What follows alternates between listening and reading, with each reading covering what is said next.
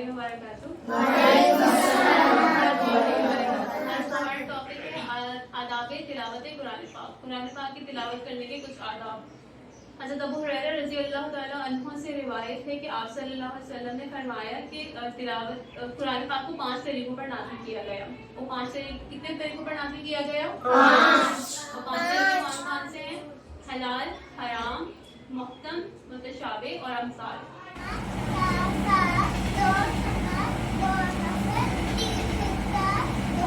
سبحان اللہ بولے ہیں کہ قربانی کے دن قربانی کے بجائے اگر کوئی رقم صدقہ کرے تو کیا یہ عمل درست ہے؟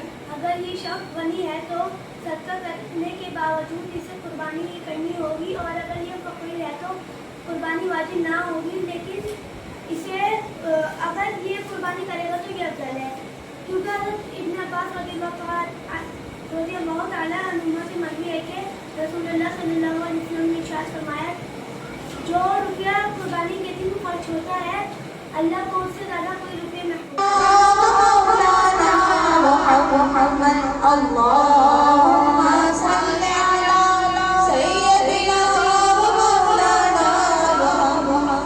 اپنے والدین کے لیے جو دعا میں شامل ہو جاتے ہیں، آئیے میرے ساتھ اپنے والدین کے لیے ہم سب دعا کرتے ہیں، تو میرے ساتھ مل کر اس اشعار میں شامل ہو جائیے۔